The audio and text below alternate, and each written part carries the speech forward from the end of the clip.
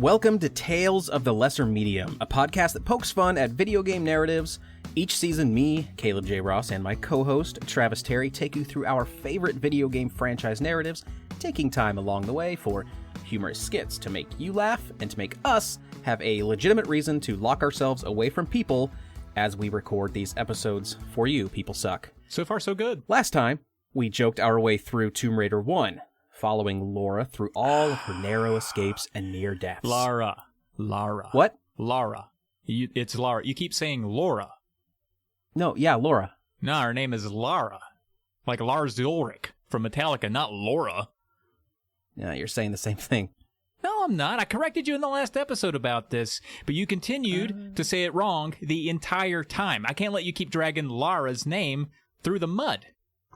Through the what? The mud. Oh, you mean the mood. No, I don't mean that. Oh, no, you mean no, I don't. Stop it. Stop it? Is that what you said? Damn it. I loathe you so much. Oh, I love you too, Travis. Yeah. But seriously, I will try my hardest to respect Lara's name this time. I honestly think it's like a lazy mouth thing for me. I recently played the video game The Turing Test, and in my video review, I kept calling it the Turing Test. Well, lazy mouth thing adds up. The what? The what test? The Turing Test. The game is called The Turing Test, but I kept calling it the Turing Test. Okay, now you are literally saying the same thing. I'm on your side. You're a son of a bitch. Anyway, we are not here to talk about my crippling tongue lethargy. We're here to talk about Tomb Raider 2. We have so many questions that need to be answered, but really just one question. I said so many to make it dramatic, and that makes it seem like I'm not trying to shoehorn this one question into the intro of the episode, and that question is Lara still a zoo terrorist? Yeah, in the first Tomb Raider game, Lara killed a lot of animals, including, all of the bears, bats, gorillas, hell, even a Tyrannosaurus Rex. And she's probably responsible for more extinctions than the meteor that took out the dinosaurs, and she killed dinosaurs. Hopefully in this Tomb Raider 2, she punches a meteor. Dude. But in Tomb Raider 2, we'll get to see if Lara's more reserved, to see if she's given up the animal-killing lifestyle in favor of people-killing, we can like only God hope. intended. Yeah. Let's start with what kind of impact the game had on popular culture. As we noted in our previous episode, the first Tomb Raider game was important for many reasons. Not only did it star a female protagonist, which was incredibly rare at the time, but in terms of gameplay, Tomb Raider would act as a template for many 3D platformer games to come. Tomb Raider 2, released just 1 year after Tomb Raider in 1997, sold over 8 million copies by 2003, which is 1 million more than its predecessor. Oh, wow. Take that, Tomb Raider 1. Yeah. Tomb Raider 2 also has a strong Metacritic score of 85 compared to the first game's 91. People really liked killing animals in 1996, I suppose. We begin our journey at Lara's mansion. She's outside in her courtyard and mentions to her feeble butler, who looks on wearily, that due to last year's grueling experience, she has created a training course. The grueling experience being, of course, the happenings of our last episode. Well, the happenings we described in our last episode. The actual episode itself wasn't really the grueling experiences she was training to get rid of. We're better than that. Speak for yourself, man. I sweated I had swamp ass. I nearly died. This course is the game's way of presenting a tutorial in an explainable way while offering a glimpse into Lara's lavish home life. Her estate is massive. Both of them. Yeah. Yeah. Sorry. Yeah, no, that's a good one. No, that was good. We'll keep it in. Her estate is massive. The giant red brick mansion is surrounded by high walls, and a hedge maze on one side follows the perimeter, complete with a giant statue of a fish and secret tunnels and passageways connecting various parts of the home. That's right, Lara's architect is every 7-year-old boy. They do love big, giant statues of fish. That I know.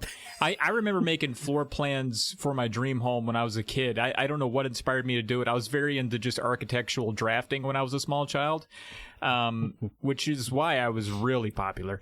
And I had to, I would draw it out. I'd have all the doors and the stairways and the windows, and I would always go show my mom, like, hey, Mom, one day when I'm, real important, I'll buy you a home. And of course, she died before I could do that. God. But I would always have like roller skating rinks in there, and I'd be like, yeah, and this is like the arcade, and this is this, and this is that. And she would be like, is there a kitchen? And I'd be like, oh, I forgot to say, like, this room here is the Domino's. This is the Papa John's. Like, you don't need a kitchen. Just put restaurants in your house, My son once asked for a McDonald's worker for Christmas. Wow. He wanted someone to make McDonald's food for him, and he thought that's kind of how it worked. And I was like, so you want a slave? My son is asking for a slave for Christmas. 7-year-old boys. I don't know. If you're a good boy, I guess. After the brief introduction to Lara and her skills, a cutscene plays out. The scene is one of war in what appears to be ancient China. Soldiers launch arrows from a wall, others march with helmets and swords. An enormous dragon-like creature lurches alongside in the background. The dragon raises its head to peer over the wall and spews fire from its mouth. A flanking soldier, a Tibetan monk, launches an arrow into its neck, causing it to cease its fiery assault and turn its attention toward him. The giant lizard lumbers toward him and spews fire over his head, and as it does, the monk notices a glowing object in the dragon's chest. Whoa. Yes, the dragon is Iron Man. The dragon lurches low to spew fire, but the soldier has snuck behind him and reaches to grab the object, which happens to be a dagger. He pulls the dagger from the dragon, and it begins to glow, appearing magical. The dragon, realizing this, shoots one last gasp of fire at the man now holding the dagger, burning him, but not killing him. The dragon, however, dies on the spot. Its flesh melts away, exposing only its bones. The monk takes the dagger with him and seems to know where it needs to go. He sneaks into a tomb where a stone pedestal with an ornamental dragon's head rests on top. The monk inserts the dagger into the mouth of the dragon, and it lights up with a purple glow. The monk is engulfed by the light, and the door to the tomb shuts and seals itself. The title screen now appears. This is Tomb Raider 2. All right. A helicopter swoops down over the Great Wall of China. God, I hope it's not one from Resident Evil. It wouldn't be in the air very long at all. Everybody, get away! Lara kicks open the door and extends a rope to rappel down toward the ground. She lands on her feet just a few meters from the wall in front of the cave and enters armed with her dual pistols and a shotgun. Why is Lara here? To find that dagger, of course. Did someone say dagger? She says as she kicks open the door. Sorry. Dagger. Barely knew her, right? Right? Is that right? No? The dagger is called the Dagger of Xi'an. The legend says that whoever stabs themselves in the heart with it becomes a dragon. Idiots believe that legend. Yeah. Who's the first guy who tested that out? Anyway, the dragon in the opening cutscene was Emperor Qinshi Huang of China, who used the powers of the dagger to conquer territories. The monks of Tibet stood against him, slayed him, and took the dagger. The entrance to the tomb is believed to have been discovered, and Lara sets out to sneak her way in to retrieve the powerful ancient artifact. She's greeted very soon by a tiger holding up in the cave, and as Lara does, she defends herself by... Oh, wait, I got it. So by diplomatically negotiating a peace between herself, the legendary peacekeeping artifact retrieving famous novelist Lara Croft, and all of tiger kind. Sort of. She kills it. Yeah. She exits out through the top of the cave that allows her access to the Great Wall of China. She runs across the top of the wall, but she needs a key to access a door to continue on. With nowhere to go, she spots a body of water off to the side and dives in, and lo and behold, finds a key in the back of an underwater cave. Once back out of the water, a tiger tries to maul her, but she dispatches it and makes her way back to the wall. The next section of the Great Wall reintroduces many familiar Lara-killing contraptions. A long hallway pits Lara against a barrage of arrows where the only recourse is to grip the ledge and shimmy past to avoid death. She runs across a bridge that crumbles under each step, and she finds a sloping path where not one but two perfectly round boulders chase her. The boulders are back, ladies and gentlemen. She jumps over blood-covered spikes and even has to hurry through a room as spike walls slowly close in on her. If this opening sequence is any indication of harrowing feats Lara must pull off in this campaign, it's sure to be several notches more difficult than her last excursion with Natla. Lara makes her way from the wall back down to another cave system. Bats lurk around, but not much else in the way of living threats, at least not until she takes a zip line that leads her into a very deep and dark underground channel. And guess what lurks in this dark, damp, lifeless chasm? A Tyrannosaurus Rex, our old friend. Likely not the same one encountered in Peru. But, hey, no, think about it. What if that Peruvian T-Rex survived and booked a commercial flight out here to whip her ass? Stewardess, could I get some peanuts, please? Thanks. And one more thing. Come close, please. There's a late Cretaceous-era lizard beside me, and he won't stop snoring and mumbling to himself about a revenge kill. Can I move seats? Fucking Lara, shoot me. King of the dinosaurs. Who the fuck does she think she is? See, he's been like this for the last hour, and I just don't feel comfortable. Bitch shot me. I'm gonna show her bitch shot me with my strong little arms. I'm gonna show her. Once that one is defeated after several seconds of pistol fire, a second T-Rex joins the party. Lara vanquishes that one too, but it takes a while with her pistols. Thankfully, she brought along a near infinite amount of ammo for those pistols. Wink, wink. Further in, she finds a door that looks familiar to the player, though perhaps not to Lara. It is the seal on the door from the opening cutscene where the Tibetan monk took the dagger. Presumably, he's still trapped inside, likely dead, and the dagger should be there waiting in the ornate dragon's mouth. Lara slowly walks up to the door to open it, but she is attacked from behind by a ninja assassin. So a person who assassinates ninjas? No. A ninja who also assassinates. Assassinates ninjas. Sure, yeah. Badass. Badass. The ninja's gunfire misses Lara. She turns to dodge his follow-up kick, sending him bouncing off the door to the tomb. She points a gun at him and demands answers. He tells her that since she's not a monk, she's not fit to enter, and that the door itself is waiting for the right one who believes to open it and claim the dagger. But first, they will need the seraph. He tells her to pledge her sins and fortunes to Marco Bartoli, the man he works for. Then, he pulls a bottle out of his pocket, drinks the liquid, and chokes to death in front of her. Wow. Lara just watches, probably disappointed that she couldn't shoot him. She likes doing that. The now dead assassin is left lying in front of the door to the tomb. Lara decides to research what the man just said by using the laptop he apparently left nearby. Where are the shurikens and backflips? This ninja has a gun, an Italian boss, and a laptop computer? Yeah. That doesn't seem very ninja-like to me. That's what the true ninja would want you to think. Oh, wow. Yeah, okay. All right. Who was this assassin and who sent him? The assassin's name is Claudio, and he works for Marco Bartoli, the leader of a cult called the Fiamma Nera, meaning Black Flame in Italian.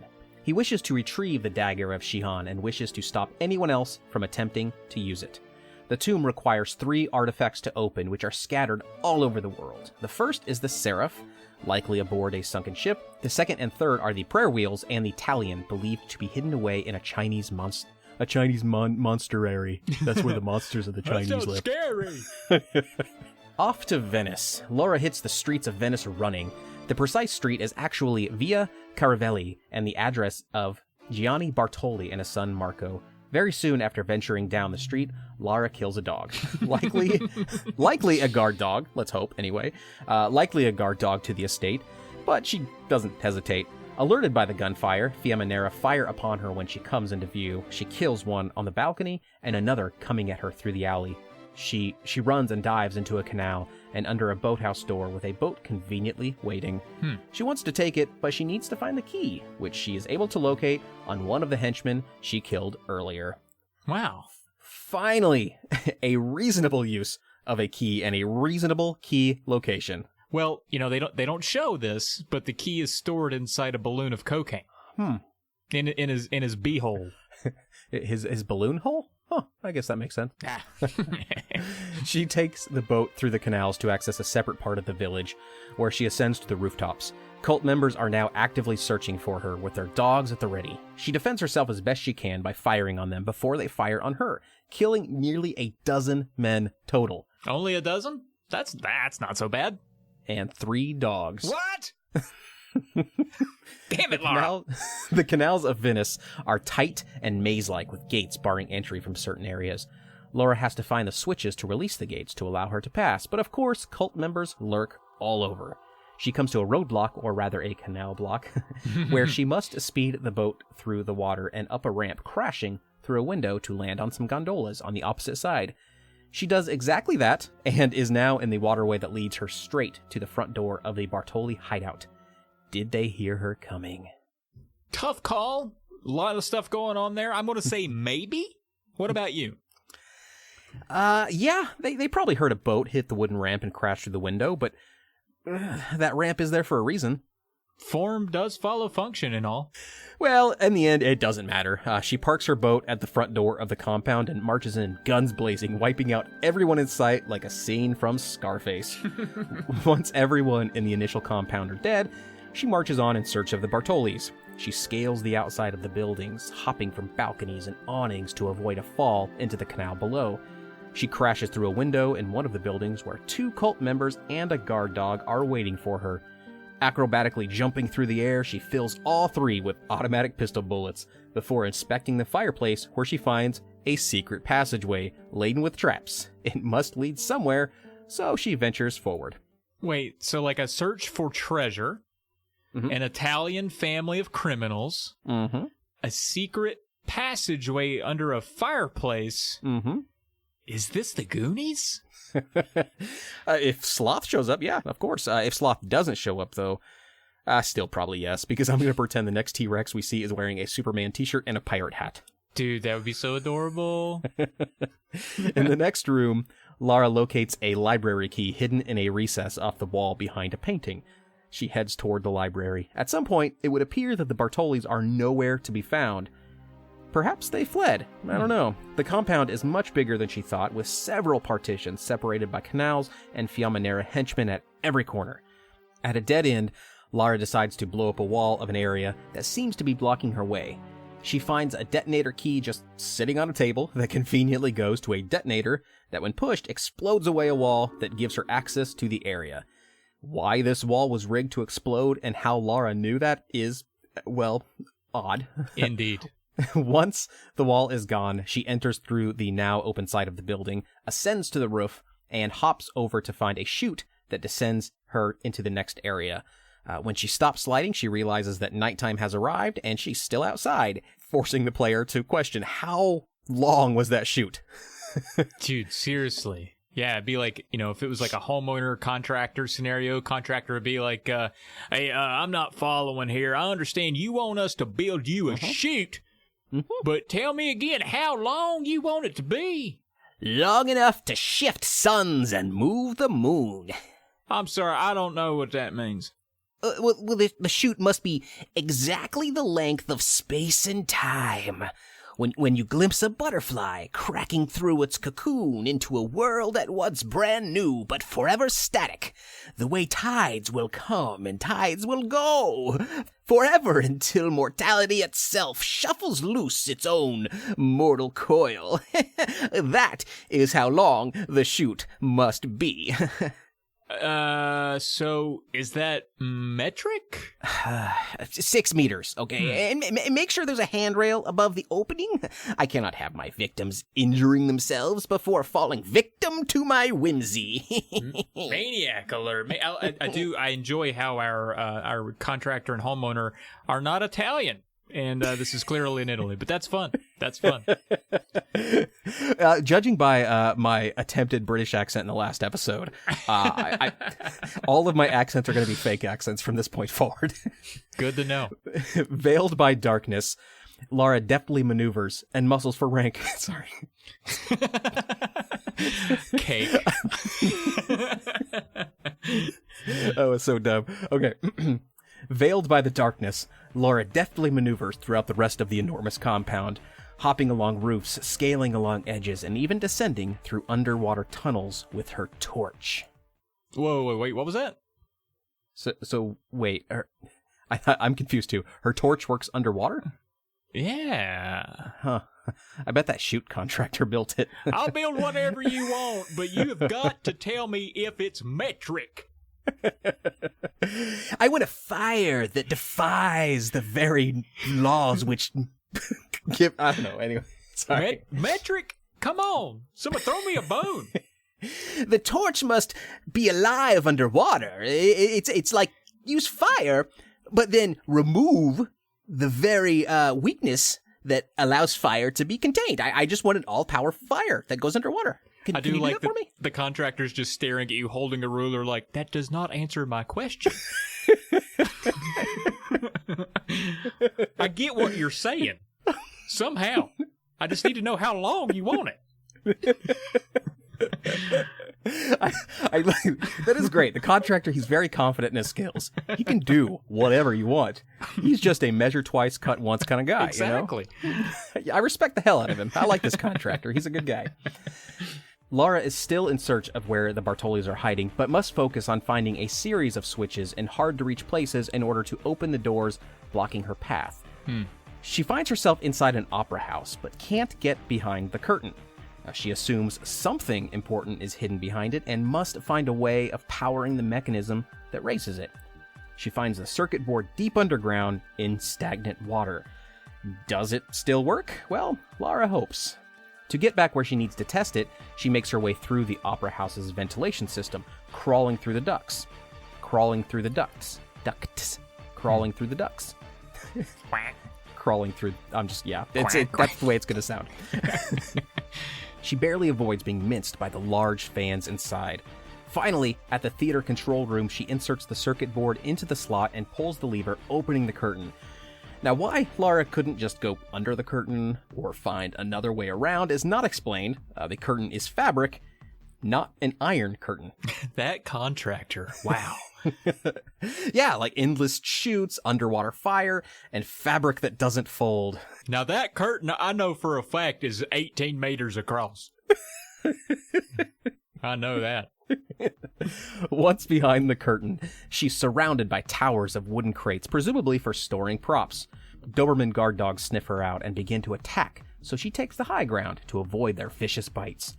Once the dogs are dealt with, she can hear footsteps approaching from the distance. They seem heavier than the others. This is a bigger threat than the usual cult member. Sure enough, from the darkness emerges a larger cult member than the others, holding 2 automatic rifles, one in each hand. Wow. I want to see, just once, a henchman not understand dual wielding. He just holds both guns in one hand and is having such a hard time pulling both triggers with one finger. Okay, I got this. Okay, I got my left hand gun and my right hand gun. Okay, I'm gonna aim the right hand gun. Oh, I just pulled my left hand finger. I just shot out the goddamn light. Okay, let me get this right again. Right hand gun, right hand finger. I just blew my toe off. This is very hard to do. And he's just there, shooting up all of that contractor's good, fabric work for the curtain, too. Doesn't even care. God, this guy's a jerk. He walks calmly toward her like the Terminator. Lara doesn't even take the time to make a sarcastic remark as usual. She simply pulls her Uzis out of her holster, one for each hand, and doesn't let go of the trigger until that giant man falls. His last words are like, "Oh, I get it." Thank you, Lara, for mentoring me. He manages to get some shots off, but with darkness on Lara's side, he misses. I didn't quite get it. I almost got it. Lara discovers a secret door that accesses a loading zone. There's a plane at the end of the walkway. She sneaks on board, which is against TSA guidelines, but I guess she just doesn't care about the law anymore. Perhaps the Bartolis are inside, or perhaps the plane will take her to them. Once on board, she opens one of the cargo crates, the same ones that were in the Opera House prop area. She finds nothing of interest, but then overhears a conversation from the cockpit. It's Marco Bartoli talking to his pilot, Fabio. Now, Fabio is worried about their plan and thinks Marco is too desperate in his search. The plan is to venture into the shipwreck of the Maria Doria for the Seraph, one of the 3 pieces required to access the Tomb of the Dagger. Fabio suggests that the tide has gulped it away and they won't find it. Marco is offended by Fabio's doubt. Marco then tells Fabio, "When my father left when I was just a boy, he confided to me that he was enlightened. He beckoned by something greater than impulse. He possessed the Seraph, but he was just a disciple in his design. His death plotting a path to be sought by the one, his son. You understand? Have faith, Fabio, not gut rot. We are searching the right place." I'd believe him. Then he was like, sorry about that. So when my father... I have an Italian frog in my throat, so let me get that. Hey, this meatball, I keep choking on your mother's meatballs. At this point, Lara has ventured close to the steps that lead up to the cockpit so she can hear more, but now Marco has gotten up and has decided to walk to the back of the plane just to make sure all of his theater props are still back there. As he's about to descend, Lara brandishes her pistols, prepared to defend herself, or more likely, coldly murder Marco Bartoli. But then suddenly, a previously unseen Fiamma Nera cult member, who must have been hiding in the back of the plane, approaches Lara from behind and knocks her out. Oh. In the next cutscene, the plane lands safely on the water just outside of an offshore oil rig. 2 giant doors open, the plane motors inside. Next, Lara finds herself on the ground and no longer in the plane's holding bay. She's been offloaded along with several crates. It appears that the cult member knocked her out, but then did nothing else. Just offloaded her like anything else on the plane. Puzzling, sure, but at least Lara is still alive and likely very close to finding the Seraph, or at least where Marco believes it is. Lara realizes she's without her weapons and decides to check the plane. To do so, she'll need to distract the nearby guards. She purposefully sets off an alarm that sends them scrambling to investigate. She's then able to climb back into the plane, which again is parked on water inside the rig's bay. Sure enough, she locates her pistols in the back of the holding bay. Rearmed, she sets off to locate Marco or the Seraph, whichever comes first. The oil rig is positioned to somewhere in the middle of the Adriatic Sea between the Balkans and Italy. The rig itself is a massive maze of interconnected passages, diving pools, generators, boilers, and other nondescript equipment. Such as rotary blades. Suction ropes were in there. Yeah, wrench squeegees. Oh, you can't forget those. Fallopian cutters. Well, if you have fallopian cutters, then you have to have fallopian sealers. Makes sense. Plunger shrapnel. Ah, yes. And then monkey detonators. That last one sounds fun. Yeah, I mean, those are on every oil rig I've ever been on. Very, very standard equipment, yeah. Sea monkeys are dangerous. Cult members are scattered through... I just heard that. Cult members are scattered throughout the oil rig. The tight quarters here mean that Lara has less room to maneuver as she's accustomed to for dodging the return fire of her enemies. Thankfully here, most of the cult members are armed with bats, not guns, though there are some with assault rifles and others with shotguns. After downing these goons, Lara takes their weapons, restocking her arsenal. She makes her way through the rig, finding keycards on the downed Fiamma Nera that grant her access onward, as well as finding hard-to-reach accesses that allow her to suppress other blocked-off areas. There are areas where Lara must re-enter the water to access switches and levers. The cult members are not averse to water either, as some are outfitted with scuba gear and underwater weapons, including fire arrows. Nowhere is safe. Finding nothing in the lower part of that rig, Lara ascends upward. A pair of ladders, each about 60 feet tall, take her up the side of a vertical concrete tunnel. She reaches what is considered the diving area, where many more armed cult members and Dobermans are on guard. In the diving pools, more armed scuba divers lurk and wait, which present a unique challenge for Lara.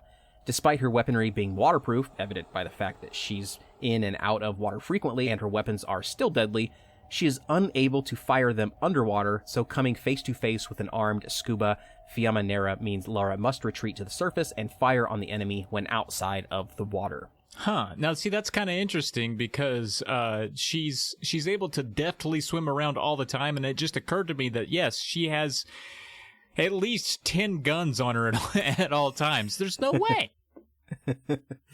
Yeah, it's true. I don't think those guns were crafted by the same contractor that we met earlier. No. Otherwise, they'd be able to work just fine underwater. Yeah, no, that's a really good point. That's a really good point, yeah. Finally, she makes her way to the very top of the rig platform and helipad. A chopper has just landed. 3 armed men disembark. Lara doesn't ask questions and kills them on the spot. She then races toward the chopper in the hopes of boarding it, but it leaves before she can. Hoping Marco hasn't escaped and that the Seraph is still nearby, she continues on. Just on the side opposite of the helipad is a circuit board that she reckons could operate a door she passed earlier but could not access. She takes it and makes her way back down, and sure enough, the door opens. Man, I love a convenient world where shit like that just happens. Yeah, although if you're abiding by the convenience of that world, wouldn't it be more convenient if the Seraph, just arrived at her doorstep? Yeah, that's true. Yeah, so it's very selective convenience. There's also the conundrum of these guys are constantly using this door, and do they have to go get that circuit board every time they have to use the bathroom on the other side of the building? Yeah, it's like when you go to a gas station and they have to tie a comically large piece of wood or doll to a key. Yeah, there's so a hubcap hanging off of it. See, that would make this believable. She found the circuit board, there's a big hubcap hanging off of it. I'd be like, well, that makes sense. That definitely makes sense. On the other side of this door is a heavily guarded area that Lara really has no interest in. But she must find another circuit board. This one operates a saw blade that is currently engaged above a red keycard. She needs that red keycard, but she'll need the circuit board to shut off the saw. She locates the circuit on a cult member after she kills him, of course, and is able to shut off the saw and retrieve the red keycard. How do cult members get around this place with all of the hidden switches and traps that prevent access to necessary keycards? I don't know. Shit. And there's just saws running constantly. I'm going to guess they're a puzzle cult. So the Freemasons? Oh my god. Mm-mm. Finally, Lara accesses a secret passage above a holding cell. She overhears Marco Bartoli talking to someone else. She hears him say, Blooder answers, I have no preference. He should spill a bit of both. He gets worse at reading whenever he's not Italian. Hey, hey. He just says hey when he's confused. And then he hears whoever he's speaking to get smacked. She arms herself with her Uzis and descends from above, killing 2 cult members in the room. Where is Marco? Hey, I'm over here, hey. I'm confused. The monk is badly wounded and lying on the ground. As Lara approaches, he sits up to speak to her. He recognizes she's not one of them and says his name is Brother Chan Barkhang. He explains who he is and tells Lara the history of the Seraph that Marco's after. He explains to her what we already know about how the Seraph is critical to unlocking the dagger in the Tibetan tomb. Out of view, Lara finds some scuba gear hanging on a rack, and as this monk speaks, she gets undressed in front of him and puts the scuba gear on. Wow. Okay. And because this is the fully polygonal PlayStation 1 Lara Croft, the monk's eyes were immediately punctured, and now he's blind. Hey, that's a good point. Maybe he was blind already, and that's why he never reacts to this. Yeah. That's smart. Aren't monks often blind? I don't know anything about them. Yeah. No, I think they're born blind, right? That's what makes them monks. Something like that. We might need to read into this. We just got canceled in most of East Asia. No, they're also deaf, so... Good. So they've been listening to this podcast for no reason, really. Good. Thank God. Thank God they're deaf. Brother Barkhang politely doesn't react to Lara's garment switching and continues speaking. Meanwhile, Marco slips in from a catwalk above and quietly aims his silenced pistol at the monk, shooting him twice in the chest and killing him before he can say more. Lara turns quickly and fires, but misses as Marco ducks away. In the next area, Lara can hear a buzzer sounding off. She decides to run in that direction and fires behind her as she runs at Marco, who tries to shoot back. Once in the next area, she's just in time to see a small, yellow submarine submerge beneath the water. She dives in after it, as she assumes it's on its way to locating the Seraph, far beneath the ocean. The submersible craft plummets toward the seafloor, with Lara holding tight to the top, conserving her oxygen merely by pinching her nose, unaware of how far down it will go, or if she will ever breathe again. Sharks begin to circle, which makes sense. Yeah.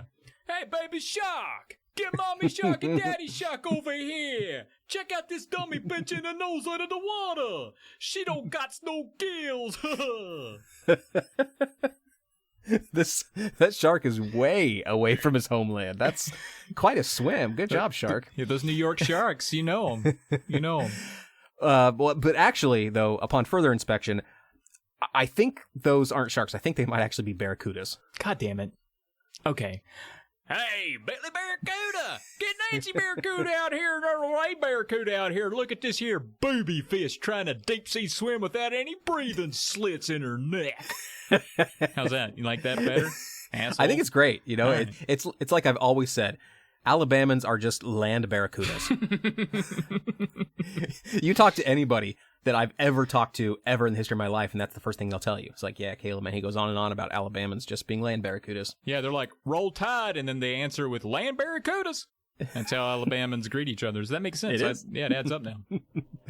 The pilot of the submersible realizes something or someone is attached to the craft, so he attempts to use the mechanical claw arm on the vessel to reach for it. But Lara dodges out of the way. As the pilot is preoccupied with the claw, he misses a giant great white shark coming straight for them. So he swerves to the left and crashes into a rocky seafloor, scattering wreckage around. In critical need of oxygen, Lara somehow spies a cave entrance on the seafloor. There's an air pocket in the cave that she's able to reach by swimming frantically toward the surface. Whew.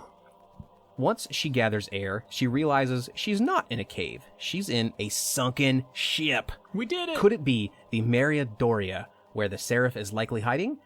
Throughout the inside of the ship are water-filled passages.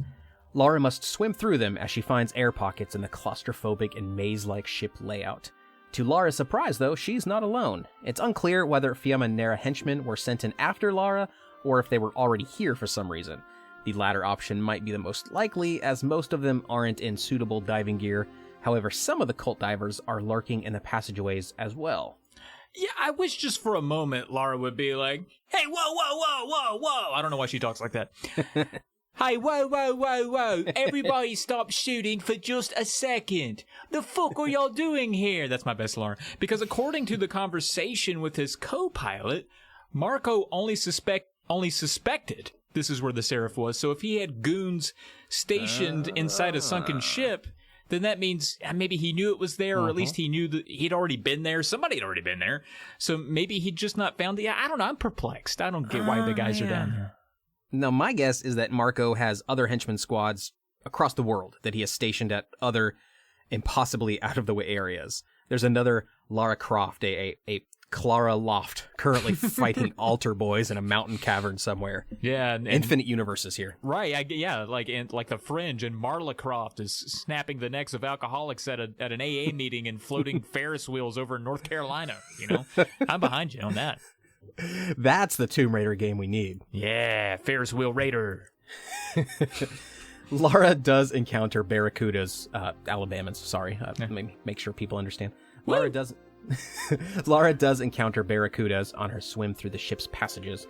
She continues to swim for what feels like miles throughout the ship in search of levers that open doors and passageways so she can access more and more of the ship in search of derelict goods. Now, it's important to note that when you think of a ship that might have an artifact hidden away deep within, you might be thinking of a large wooden vessel, but the ship Lara must navigate is a giant, rusted metal ship that sank only in recent history. In fact, it is said that the father of Brother Chan, the monk we had just witnessed get murdered, was the one who sunk the ship. Huh. Okay. Lara leaves the rusty cargo hold of the ship and accesses an upper floor that is more ornate and decorated. Think of the Titanic. Lara encounters less and less water-filled areas and can traverse through the ventilation shafts. She can cover a lot of ground in the ship this way. However, the passageways are pitch black, and she needs a flare to see. There are also plenty of cult members here lying in wait, only revealing themselves with the muzzle flash of their guns. Lara has to be careful and ensure she sees them first if she's to survive. Ooh. Speaking of the Titanic, the Maria Doria is also split into two parts, just like the Titanic. Lara completes her search in one half of the ship and exits to investigate the other. She has to outwit a giant great white shark on her way to the other half, and upon entry to the other half, which happens to be the ship's living quarters, there are snake-like moray eels ready to pounce from the dark underwater recesses. Oh, wait, pounce? Yeah. That action requires, like, legs, which I guess moray eels don't have? Okay, swim. They swim from the dark underwater recesses. Man, that doesn't sound very intimidating. I'll do pounce. I'll go with pounce. Perhaps unsurprisingly at this point, this half of the ship is also guarded by Fiaminera cult henchmen throughout. Much like the other half of the ship, portions are closed off by way of doors that require a pulled lever to access or a key. Ugh. The further into the ship she goes, the more Fiaminera cult members she encounters, hinting that Lara must be getting close to something.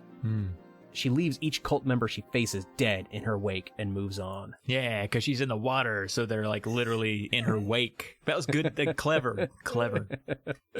Subtlety is what this game's all about. Yeah. She exits the living quarters out onto the deck where passengers could stand and take in the view. As for now, the view is the inside of a cave, but not underwater like most of the ship. The cave has created an air pocket where the deck can be accessed without the need for swimming. It's split into two parts. The other edge of the deck has been twisted and turned upside down. So I'd like to take a minute, just sit right here, and tell you about how... This is the second time it's happened. Yeah. Okay, sorry. Lara isn't the first to discover this shipwreck miracle. Cult members are already there and waiting. Of course they are. Of course. Just because the deck isn't underwater doesn't mean Lara's done with swimming, though. In fact, she needs to navigate the depths of the attached cave to find the Seraph. Along the way, she finds a chute that drops her into a life raft that's floating in a pool in a subchamber of a cave. Upon landing, a great white shark swims up to inspect the noise, but before it can go jaws on her, she manages to shoot it to death. Of course. She then continues her hunt for the missing artifact. On the other end of the cave is a passageway that ascends upward to another detached portion of the ship where, again, somehow, cult members are already waiting for her. These fucking guys. Every cult has to be like, it worships something, right? And so these cult members must be praying every day to the god of labyrinth navigating. It's to David Bowie. David Bowie is their god. He'd like that. Lara must continue to wind in and out of caves and back through the ship as the mangled wreckage leaves an indirect path to the Seraph. Eventually, she makes it. All right. Tucked away at the far back recesses of a cave sits the golden artifact. Her stint through the shipwreck has taken several hours, and she's had to overcome dozens of men stationed here to kill her on sight. Now she must leave and find a way back to the surface. You know, I don't think it would have taken hours if you remember Greg. If Greg the tour guide, right? The tour, yeah. If he was still around, I don't think the shipwreck would have. It would have been over in a cinch. The guy knows everything. He knows his way around everywhere. Yeah. Okay. Okay. Let me try to get my British accent now. I'm Laura. This is great. What's my accent initiator? What's a good thing to say? Oh, I can say crikey. Oh, crikey. Okay, there we go. That's a very British term. Yes. I could say, oi, like that. Okay, yeah. There we go. Greg, can you lead me through the shipwreck? I don't know. That's a dude. Greg, can you lead me through the shipwreck? No. I'm a land tour guide. Well, Greg, the land actually continues under the water, you know. No, it is underwater, Lara. It is not land. I do not swim. All right, I guess I'll have to go on my own then. Thanks for nothing. Can you at least hold my gun while I change into my swimsuit? No problem. Oh.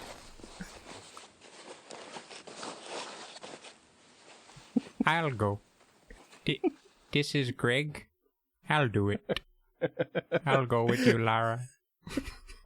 Taking yet another one for the team. I hope this guy has several lives ahead of him. Lara, would you like to hold my gun?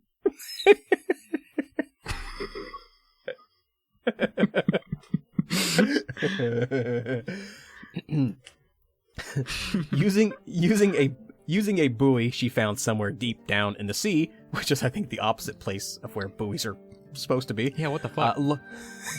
How did it even get down there? Lara is seen clutching it with one hand like the Statue of Liberty as she rises toward the surface. Back at the oil rig, Lara spots the plane she arrived aboard parked in the bay. There's no one else around because she has presumably killed all of the Fiaminera cult members here, she's able to back the plane out and get it going along the water and up into the sky with ease. Her destination? Tibet, of course, the location of the Barkhang Monastery. Her next step toward finding the dagger at the temple of Xi'an. All right. In the middle of flying over the high and snowy Tibetan mountains, Lara comes into some trouble. First, she hears a beeping noise and then notices all of the gauges in the cockpit turn off. Red lights illuminate the cabin, and lastly, the propellers stop turning.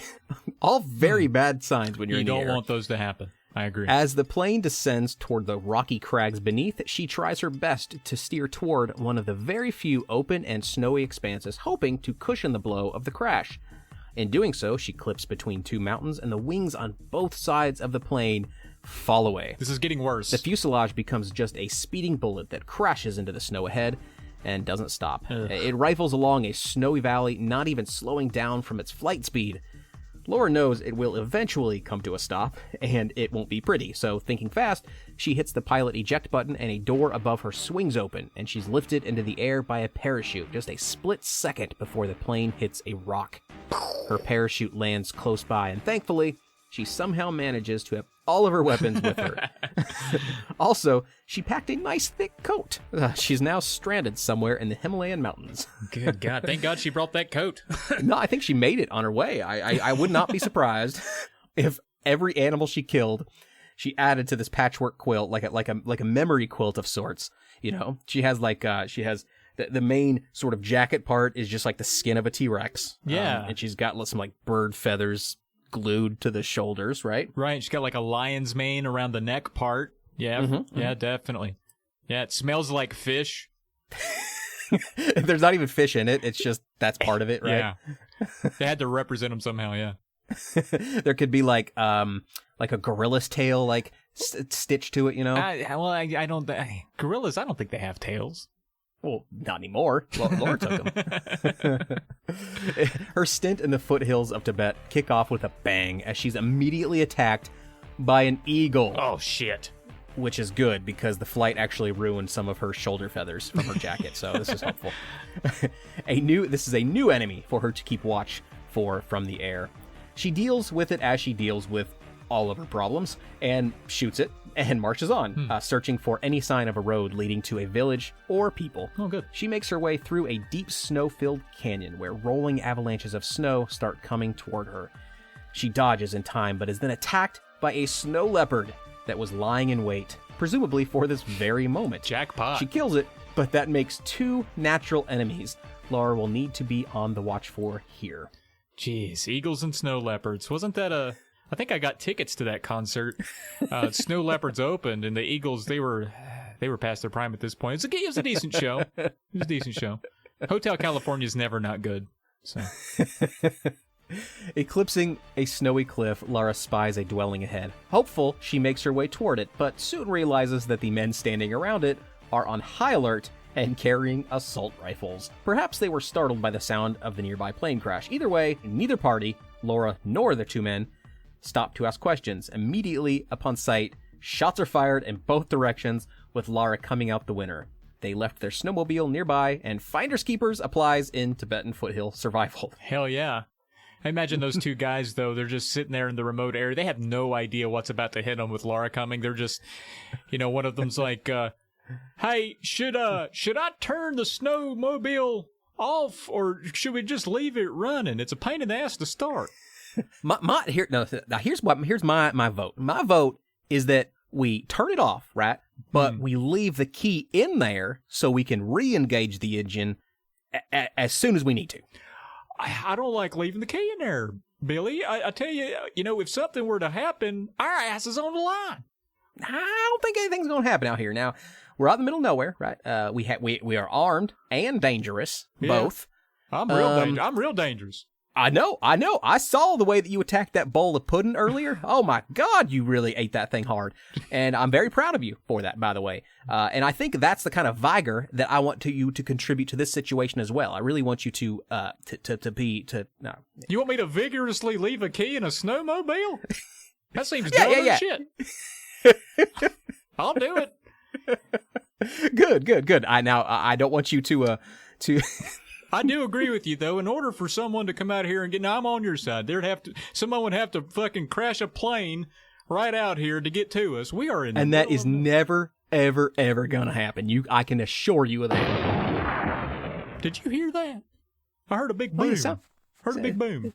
I think I hear footsteps, too. Oh, my God. Billy, feast your eyes upon this wonderful sight. A beautiful woman is running right for us. Oh, this is our lucky day. Good thing Surely she means us no harm. Hope she likes snowmobiles. So, using the snowmobile, Laura races through a nearby snowfield cave until she can go no further. She abandons the snowmobile to go on foot, which I like to imagine that the distance she traveled with the snowmobile was only like 30 feet. Like, she never even had to approach those guys and kill them for the snowmobile. It's just like, she'd drive 30 feet and then, I'm done. That contractor pops in. It was 30 meters? About 30 meters. However, once she scales the side of the cave, she gets an idea. If she moves some large chunks of ice out of the way, there might be a way that she can ramp off of some rocks she sees below to get the snowmobile further into the cave. Worth a shot. Surprisingly, the plan works beautifully, and using a series of ramps and performing a number of death-defying stunts, she manages to get the snowmobile quite far into the cave system. She reckons leads somewhere important, given the armed guards from before, of course. Sure enough, just a little further inside, more armed guards emerge and fire on her. She gets the jump on them and survives, but what are they guarding, and where is she exactly? She walks up to one of the bodies to retrieve some ammo from the man she just killed. He's wearing Fiamma Nera garb. Wow. Despite the crash, she managed to end up in the vicinity of the monastery. Hell yeah.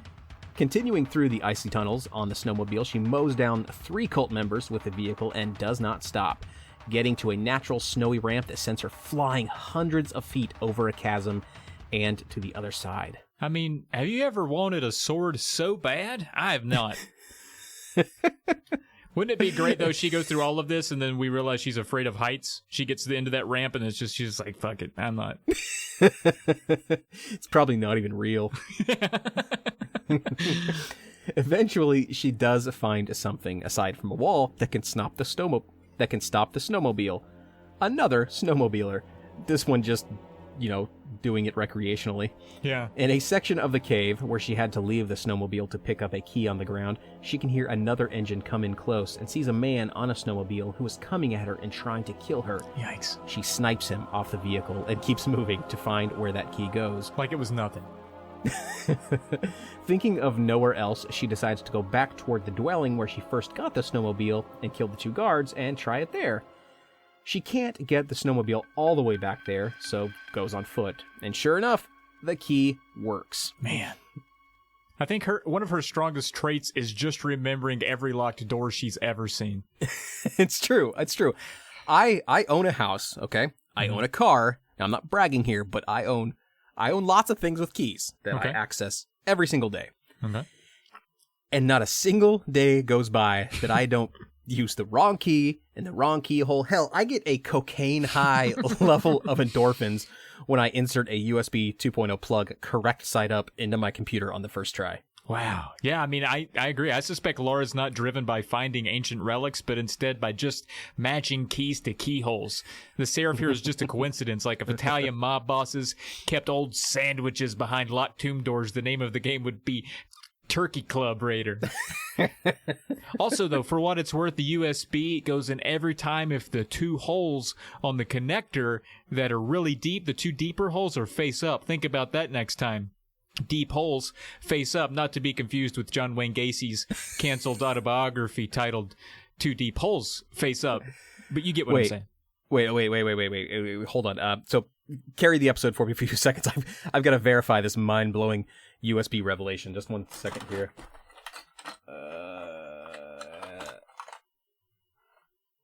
Holy shit! Yeah. Thankfully, no one is waiting inside the hut. She finds some first aid and some ammo before spotting a switch on the wall. She pulls it, and a gate opens in the mountain on the other side of the building than where she's been. 2 men run out toward the building she's currently in. Luckily, she hears them coming and immediately deals with them as they enter the room. 2 shotgun blasts greet them as they walk inside. She collects their ammo, probably cleans off her shirt, and goes to see where they came from. Because she's covered in blood. You get it. Once inside that gate in the mountain and inside yet another cave, she sees another cult member on a snowmobile and kills him to take it. Hell yeah. She's just upgrading at this point. She zips through the tunnel and out of the mouth of the cave on the other side. She arrives at a giant chasm with a pool at the bottom. Seeing no other options, Lara dives in, a point of no return. She comes up for air and climbs to the shore of the water and sees a small tunnel off to the side and decides to see where it leads. To her surprise, it's to the front door of the Barkhang Monastery. Hell yeah. Wow, this is very coincidental. To her greater surprise, 4 men are there guarding it. To her even greater surprise, 2 of the men do not wish to hurt her. Well, that's new. Yeah. Wait, so conveniently that like this time she just asks questions before shooting? That doesn't seem very Lara-like. Yeah, like this time she actually sees normally she sees 1 or 2 guys at a time. This time she sees 4 and she just decides it is kind of weird. Yeah. It is very weird. Maybe she has only 3 bullets left of her infinite ammo supply. Right. And she's like, I'm not going to risk it, you know. I mean, earlier she killed an eagle just because she saw it. Yeah, that's true. That's true. Well, to be fair, because eagles are so much smaller than humans, it was very easy to see that the eagle was packing. So these fellas. Are you suggesting she only kills them if they're hung? Well, I meant guns, but if you saw an eagle with a giant human dong, you'd probably want to kill it. I want to mount that thing one way or another. Mount it before it mounts me. Hell yeah. So these 2 men that do not wish her harm, these are monks who are also fighting against the cult members. Lara helps take out the Fiaminera, and realizing that walking through the front door won't fly with the monks, she opts to find another way in. Which is weird, because I feel like normally Lara would just murder all of them and just walk in. But now she's like, oh, sorry, yeah, I get it. I get rules are rules. I'll just break in another way. There is no welcome mat in front of the door this time. She understands. She scales the side of the monastery and runs across the roof and crashes into the window of the library. There are monks inside, but they are not attacking her or even asking her to leave. So, however, she probably could have just walked in? Yeah, she didn't have to break the glass. How hard is it to get glass out there, too, you know? That's not an easy repair. That's a good point. However, she does see a number of them, holding spears, run down the hall on occasion to deal with cult members who have also broken in. She assists in killing them when able. There must be some mutual understanding between Lara and the monks that puts them at peace with each other. Either way, despite the monks' passiveness, the monastery is still rigged with plenty of deadly traps. Even some of those Indiana Jones boulders that come up quite often in this tale. There are enormous razor blades that roll along the floor, fire leaping out of grates beneath her feet, and a swinging spike bearing wrecking balls just vying for the chance to lop Lara's head off. Yeah, there is a part where Lara goes back outside and across a wooden bridge over an enormous canyon to a completely detached part of the monastery from the main building. And there's a monk guarding it, and Lara just walks up and murders 2 eagles right out of there. Just because, again, they looked at her funny right in front of the monk. And I wonder what, in playing the game, I was like, I wonder what he thought about that. He's just out there I'm guarding this building, and then she just comes in, he's a peaceful monk, and she just murders 2 beautiful eagles right there. See, your take is nicer than mine. I feel like this monk is sitting there, just as soon as she shoots down these eagles, he just breathes this enormous sigh of relief, gives Lara a giant hug, and says to her, "Oh, you are my hero, strange lady. Those eagles, they copulate on my windowsill, and they stare right at me as though they know I regret my pledge of celibacy." And one of them is so hung.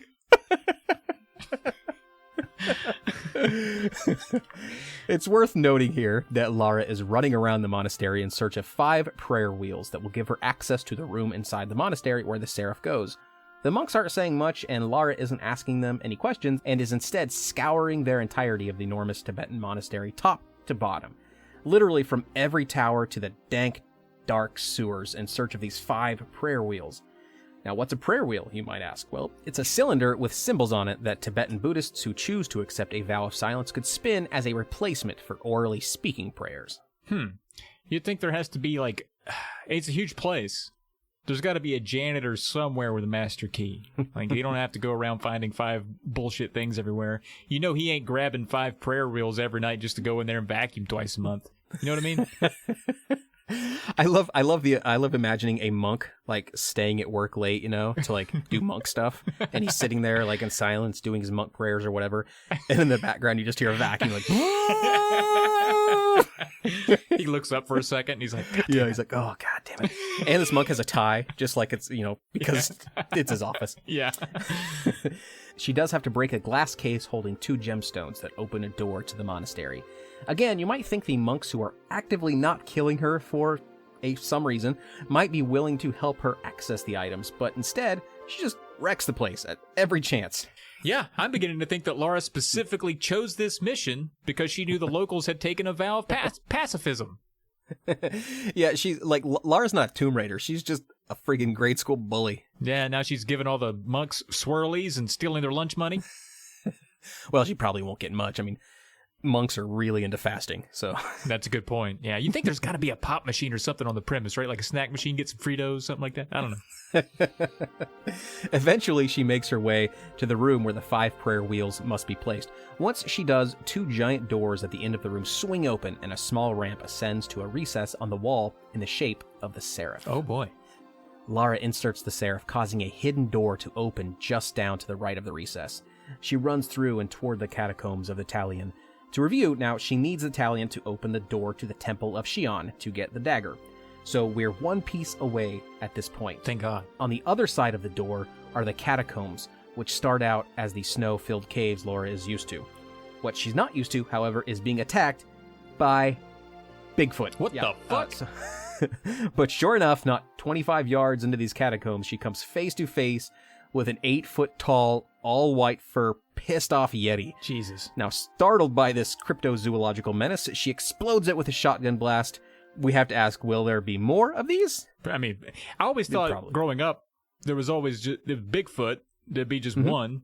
Like, it wasn't like Big Feet, It was like, all right. Did you see Bigfoot? And like, if we get him, then it's done. There's no more. So I think it would apply to Yetis. Yeti. I don't know, man. Yeah. Oh, yeah. Is it like fish? Or no, is like deer? Deer and deer, it's like plural and singular is the same. Right. And multiple Yeti is just a Yeti. Would it be Bigfoots? Oh. Bigfoots, maybe. No, I think it's Bigfoot because one of his feet is giant. And the other so one's he normal? just has the, the other one's just a normal dude, like human foot, and then he has a giant foot. Wow. So yep. That's why he's always blurry in photographs, because when he's like lumbering along, limping, yeah. Wow. The catacombs are a mix of natural caves and man-made architecture. Well, we assume man-made. We just shot and killed a Yeti. Lara goes through the passageways, and it's not long before more cult members arrive to stop her. She kills them, of course, and continues on. It's just worth noting that she's never alone, no matter how secret and hard to access her location is. Yeah, I mean, there's cult members in here hanging out with Bigfoot. No one was even talking about it. And at Walmart, you can get your groceries, your oil changed, a duplicate of your seraph complete with a fancy king ring to hold it, all in one trip. You can also get your hair cut, a Spider-Man mask, a grapefruit, and COVID in that same trip. Oh, Jesus. Yeah, fuck, God. I don't like that. Eventually, the catacombs look less cave-like and more like purposeful man-made architecture, or Yeti-made architecture. She's far underground now, and it's very dark.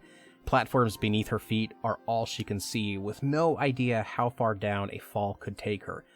Eventually, she finds a lever that lights the room and simultaneously opens prison cells that were in there with her. The good news is that the light revealed a fairly short drop. The bad news is that there were 3 pissed-off Yetis down there. Oh, no. And they're on their way up to kill Lara. She doesn't mess around with these crazy beasts and uses the grenade launcher she's been saving for emergencies to take all 3 out, each with their own bang and in short order. Hell yeah. In the next area, even more Yetis are on guard here, as well as white tigers, as she approaches what is known as the Ice Palace.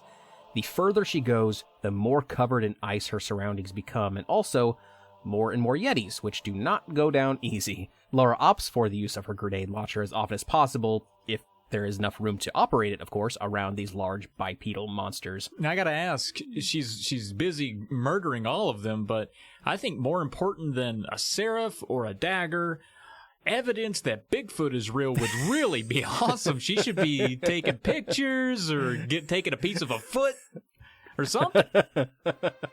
That's very true, yeah. Through the ice palace, she spots a large hanging cauldron that she must find a lever to tilt. So the contents melt through the ice so she can retrieve a gong hammer she can whack a giant gong so that a door will open beneath the gong that leads to the Talion. Now, that wasn't so hard, was it? Jesus. Now with the artifact in hand, Lara just needs to go to the Temple of Xi'an to get the dagger. All right. As she pockets the Talion and steps out of the room it's resting in, she's greeted by something large, bipedal, and scary. All right, so another Yeti. Nope. Oh, one Yeti giving a piggyback ride to another Yeti. Not quite. Oh, Shaquille O'Neal. No, please. Three more guesses. Just a stack of kangaroos. No. Charles Barkley. No, Travis. That was only 2 guesses. You said 3. Sorry, I was thinking. A Yeti riding a centaur bareback. No, wait. Charles Barkley again. No. This mythical creature is known as the Guardian of the Talion. I would have never guessed that. This thing is a very large, possibly 15 to 20 feet tall bird monster. Now, it looks like a giant pissed off pigeon that walks like it didn't wipe good enough, you know? Thankfully, that means it's a slow mover and it doesn't fire anything at Lara, so she's able to take the high ground by finding a slab of ice that the bird monster can't reach and fire down on it with her Uzis until it falls. That's just not a good guardian. I mean, first, he only shows up after she's already pocketed the Talion. Then he basically goes down without a fight. And lastly, I mean, it was a giant bird, which totally sucks as far as things to be. So, that sucks. And it can't fly, apparently, because she goes up to get away from it, which seems counter to what you should do when there's a bird. True that. Next, we see a cutscene of Lara slowly trudging through shin-deep snow, trying to be quiet. A different angle shows she's creeping because a masked guard stands in the distance, facing the other way. Trying to be quiet, she eases into the front seat of a Jeep just a few feet away from the guard. She pulls down the sun visor, and the keys fall into her lap. Jackpot. God damn it. Every time I've tried this, when I want to steal a vehicle, I get hit in the face with a bunch of receipts and old CDs. There's never keys. She fires up the Jeep and turns on the headlamps and floors it before the guard can react. He jumps out of the way and fires on her as she speeds away, but comes up empty. In her rearview mirror, she sees that her Jeep stealing heroics have attracted the attention of other militants who give chase with their headlights nearing closer to her from behind. She continues to plow the Jeep through the deep snow, fighting hard to stay on the travel path ahead. Another Jeep gets awfully close to her, but she turns from the driver's seat and fires a single shotgun blast through the front windshield, killing the driver and causing the Jeep to overturn. Then a large military transport vehicle closes in next and rams her from behind, but she speeds on, despite the gunfire heard ripping through the rear of the vehicle. A cliff looms ahead, but Lara doesn't slow down and clears a large chasm that the transport vehicle decides not to brave. It looks like Lara has gotten away for now. Damn. Hours later, presumably, Lara arrives at the base of a desert section of the Great Wall of China, where our story this episode began. She locates the Temple of Xi'an and inserts the Talion into the door, and the ancient mechanism starts to unlock. Oh boy. It opens to a dimly lit area, intricately adorned with colorful designs from floor to ceiling. It's a single hallway all the way toward the Dagger of Xi'an that she can clearly see at the end of the hall. Oh man. She makes a running leap toward the pedestal on which it sits, but it must have been an illusion. Oh no. She doesn't make the jump, and instead falls down a gap in the floor that has her sliding toward a valley of bladed traps that are swinging in motion, waiting to chop her up. She manages to leap and clear them in the last second, but continues sliding down, down, down, down. No. Finally, she reaches a water chute and follows the flow to an underground cavern system and goes over the edge of a waterfall into a deep pool below. Damn. Seconds ago, she was a few inches from holding the dagger, and now, suddenly, she finds herself several hundred feet below it with no idea where she is or where to go. That contractor's like, it's exactly 0.8 kilometers down. It's not several hundred feet. I feel like this was true for the last game, too. There seems to be a point where you think the game should end, but then it doesn't. And that right there was the point for this one. This episode has been nearly an hour and 20 minutes. We about had it wrapped up. Wait, so you're saying it should have ended with Laura not getting the dagger? No, she could have gotten the dagger, is what I'm saying. But it wasn't a dagger, it was an illusion. No, your brain is an illusion. They could have let her get the dagger here and call, is all I'm saying. They could have let her have it, and then we could, not the illusion dagger, like a real dagger, and just be like, that's it, it's a game, it's good, it's a good game right there. And then we have to fall down a giant hole for 3 more hours. That's what your dad said about doing your mom. God damn it. God damn it. 3 hours, though. That's some stamina. Yeah, he had a good back. Lara manages to swim to a surface on the far side of the cave and trudges wearily out of the water onto a small beach, although she is still underground. She finds herself in front of another Chinese temple guarded by 2 tigers. She dispatches each before they maul her, and then finds a way into the temple, hoping to find her way up and out of the bowels of this booby-trapped ancient hellhole, complete with falling floors over spikes or lava pits at nearly every turn. The action ramps up through this section as some familiar set pieces play out. In one, Laura flips a switch to open a door on the other side of the room, but needs to get there before the spiked walls close in on her, and is then chased by a boulder down a hallway. There's a narrow vertical tunnel with a ladder that Lara must scale down while giant blades attempt to chop her in half. Yeah, this sucks. Yeah. Throughout the areas here, Lara has seen spiders roughly the size of her shoe come at her in the dark recesses of the underground ruins. Whenever she's seen one come at her, she's been able to shoot it and kill it before it bites. At some point, after some time of searching this enormous area for a way out, she finds herself in a long-forgotten area of the ruins where spiderwebs hang down from the ceiling. This is where Lara is introduced to one of the more imaginative creatures in this journey, a spider roughly the size of a Volkswagen. Check, please. No, thank you. In fact, there's more than one of these spiders. No. Yeah. Lara kills those before noping out completely out of the cave system. A giant car-sized spider. We experienced one of those in our first season here about Resident Evil. And I think it might be like a thing for us, right? So next season, maybe we do Skyrim and then Limbo. Big spider boys like Bloodborne, even. And we can also do an episode on my assumption about the underside of every toilet lid after that single time 15 years ago when I found a single spider in the toilet. That fucking pervert. What was he doing in there? Spiders are perverts, man. He's trying to get a peek at you. Lara continues to ascend up. She has to find keys in hard-to-reach places, levers to unlock more hidden passageways, make death-defying leaps over chasms. Damn it. I knew I was going to do that one of these times. Make death-defying leaps over chasms that plumb to lava-filled depths just by gripping the ledges on the other side with her fingertips.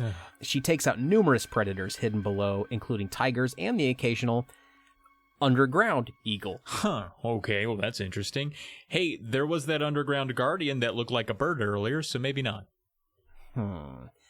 Yeah, the existence of that bird guardian somehow, I guess, makes underground eagles more plausible, which, in turn, makes bird guardians more plausible, right?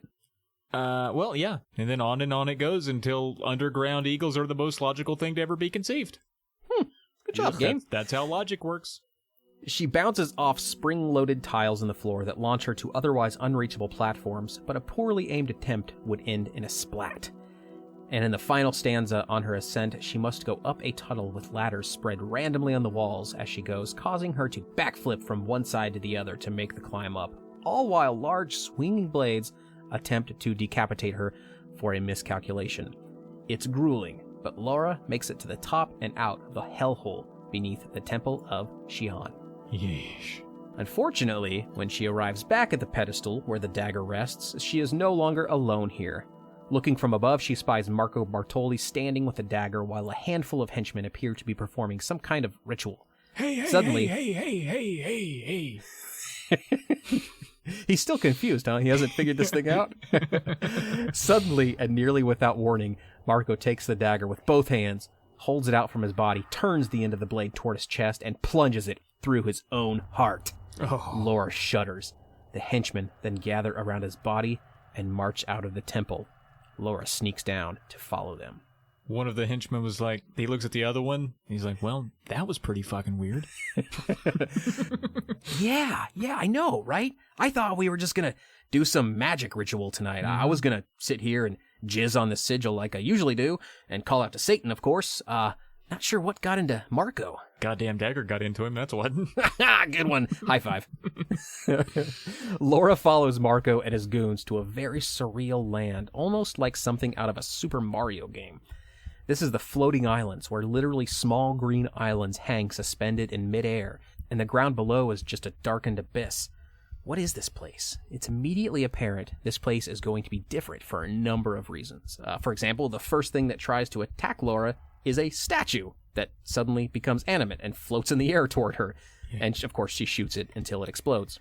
And I believe all of this is still underground. It's not like Laura followed the henchmen out and then climbed on a spaceship and ended up in Mario Galaxy. She's followed them into some trippy underground hellscape beneath the Great Wall of China. It's very weird. I wonder what was going through the developers' heads when they were like, we're out of Wonders of the World to put Lara.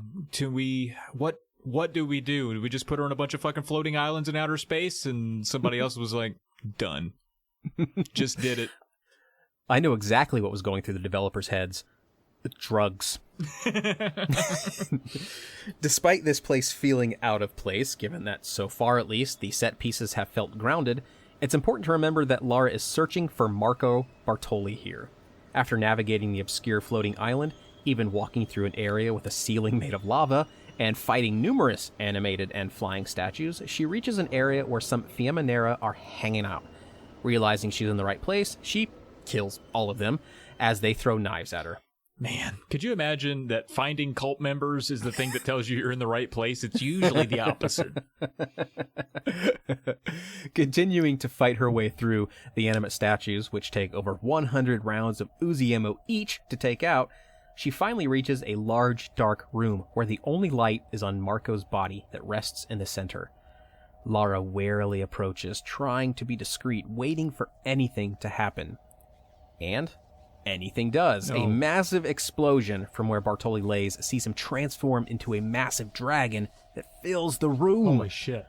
Lara retreats, but the exit is locked. She must fight Bartoli in dragon form in his lair. What? The dragon is gigantic and strikes forward like a snake to attempt to bite at Lara, and then releases a spray of fire that dissipates against the wall beside her. Whoa! Yeah, impressive, but I got one little nitpick here. Okay. I know I probably shouldn't question the logic of this game, but are we really to believe that Bartoli, with barely a few seconds of dragon life lived, already knows how to breathe fire? I don't buy it. Human babies can't hold their own shit until they're at least about 2 years old.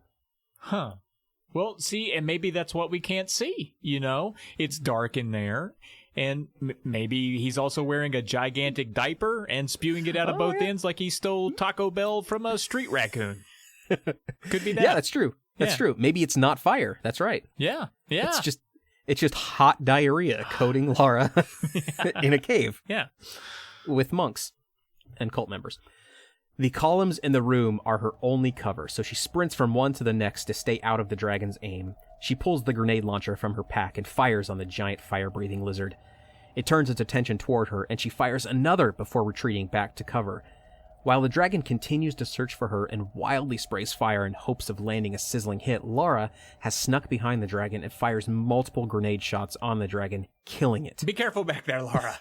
He's had street Taco Bell from a varmint. It falls without a dramatic scene. Lara walks up and pulls the dagger from its chest. Oh, there's my dagger, she was heard saying. This triggers the lair to start crumbling, with large quakes beneath her feet signaling it's time to go. She sprints through a previously unopened door on the far end of the lair as crumbling debris falls from the ceiling just behind her footfalls as she escapes. A fiery explosion from within the lair is now surging down her path and is hot on her heels. She leaps at the edge as the explosion propels her outward through a shaft in the great wall. Parts of the wall fly all over and land on the ground near where Lara lay, exhausted. She passes out. She's back home now, in her mansion. Sitting on the edge of her bed, she admires the dagger, but then hears some commotion outside. There are 2 large black vans with red Fiamma Nera logos on the side and several men running toward her compound. She leaps from bed and unlocks her gun closet and jumps inside. Cult members rush to her bedroom, but she's there waiting with her shotgun and takes out 2 back-to-back. She sprints from the closet toward the balcony where a cult member is attempting to break through, but she shoots him through the glass, dropping him. She runs to her bedroom door, taking out 2 masked cult members and their dogs as they rush in search of the dagger. Brazenly, she sprints outside toward their vans but doesn't find more Fiamma Nera, so instead searches the perimeter of her mansion, eventually taking out a handful more goons. Satisfied that they were all gone and now dead all around her home, it's time for a shower. Naturally. Yeah, that'd be a good thing to do right there, I think, yeah. And her butler isn't around because you may recall, as every player did when playing this game, he was locked in the refrigerator earlier in the game. That's right. And so, yeah, so he's safe. Good thing she did that. You felt bad doing it, but you're glad you did it now. He's definitely safe. She's only been gone for 2 months, so. And he had all the food plenty in of there. food. He had all the food. Yeah, there. exactly. Yeah, he's fine. Okay. As we hear water running and see the camera pan up from Lara's feet and legs to her robed body, we also spy the shotgun leaning against the wall beside her. She goes to undo her robe, calling attention to the sexuality the franchise feeds upon, and then pauses, looks at the camera while reaching for the shotgun and says, "Haven't you seen enough?" and shoots the camera. And that is Tomb Raider 2. And now there is a dead cameraman in her bedroom as well. Can this mad woman be stopped? Find out in the next episode. That's right. The realization that there's always been a cameraman following her around throughout all of these adventures really puts a totally different spin on the series. It's like the cameraman that has to follow Bear Grylls around. That poor guy. Right, exactly. He's like, just to be in his presence is awful enough. You got any more piss, Bear, or you need some of mine? You look thirsty. That guy's just always drinking piss. That's the joke. What were your thoughts on this one, Caleb? Do you like Tomb Raider 2 more than Tomb Raider 1? Do you care? What's wrong? What's up? I do like it more than 1. Yeah. It's a little bit more refined, a little less rough around the edges. Still pretty rough. I recently have played the reboot, 2 of the reboot games, and those are just phenomenal A+ games in my opinion. So, obviously not as good as those, but back in the day, I think 2 was. I preferred it more than 1 for sure. Yeah, and in comparing the modern franchise to the old one is just steeped in weirdness. Like, they really went out of their way to think up. It was kind of like Resident Evil. They tried to find as many horror tropes as they could, and here they're trying to find as many like cryptozoological and just anything to surprise you. So that's why you get, like, I guess in the first game all the demons and stuff, and then in this one just fucking eagles, I guess, or a bird, a 20-foot bird that just waddles around, and you kill a giant pigeon. So it's like they're trying to, with the limitations of the system, they're trying to give you some surprise, but it's just different. Like in the modern ones, it's not like that. You're just shooting basically dudes. Yeah, pretty much. It's interesting though when you go back and play these earlier games. As I was playing the newer ones, I can see where the seeds of all of the Tomb Raider tropes were kind of created. So even in these first 2 games, there's so many plane crashes. Oh yeah. So many icy caverns. There's cult members, of course, and in the new ones, you've got very similar things. You've got cult members in the new ones. You've got tons of plane crashes, and I should also say, narrow survival of everything. Yeah. Like in these first, it's comically, it's absurd how often she's able to survive these things. Yeah. And it's the same way in the new games too, which kind of is a little bit jarring because the new games, as you alluded to, are a little bit more grounded. They don't really traffic in all of the fantasy and stuff, right. and they kind of take themselves more seriously. But still, somehow she is able to survive absolutely impossible to survive set scenes. So, but it's an action game. That's what they're supposed to do. So yeah. But what about you? Did you like the second one better than the first one? I think so. The first one, I think, is just kind of tied to a better memory, and that I when I beat it was a huge deal because it was so hard, and I beat the second one later in life when games were not quite as hard to me. So I think I'm a little nostalgically married to the first, maybe a little stronger, but I think the second is certainly better. It's better in a lot of ways. But I was going to mention, like, the interesting thing about you talked about how she's always just narrowly overcoming some death-defying stunt that she has to pull off. And I think that's the interesting thing about when we put these scripts together. We can't let Lara fail, because when she does, she dies. So these games are extremely hard, and the things that she's doing are very difficult. And we can't really, like, the consequence of all of this stuff is death. But she can't fail at any of this, or else the story doesn't really make sense. So That's true, yeah. we can't be like, yeah, and then she got to run and go, but she hit the wall. She didn't get it the first time, so she got back in the snowmobile, went back around, moved the block a little bit over, got back in the snowmobile. Like, it would take forever to get through it if we made it a little more believable, because there's so much of that stuff. That's a really good point. I never really thought about that. Very true, very true.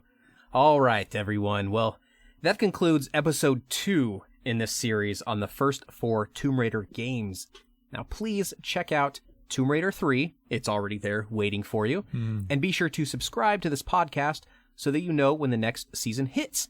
A lot of work goes into making these episodes, so there is no set release schedule for Tales of the Lesser Medium. You just need to sit there and wait for it. Yeah, idiot. If you would be so kind, though, sorry I called you an idiot, rate and review us wherever you listen to podcasts, especially iTunes, and only iTunes only, because that's the only one that matters. But if you want to do the other ones, that's cool too. That we accept all. But that does help us out a ton. And if you'd like to reach out to us, you can do so on Twitter. The show is at Tales Lesser. Individually, I'm at Trav Plays Games, and Caleb over there, he's at Caleb J. Ross. You can also, if you want, send us an angry email about anything and everything we got wrong to polykillpodcast@gmail.com. That's 1 L in poly, 2 L's in kill. As well as check out the other podcasts we make over there. Yeah, and once again, our intro and outro theme that you can hear right now, you can hear it, was lent to us by one of my favorite musicians ever, Brad Sucks. Check out his stuff on Spotify. Thank you for listening. And the tale has been told.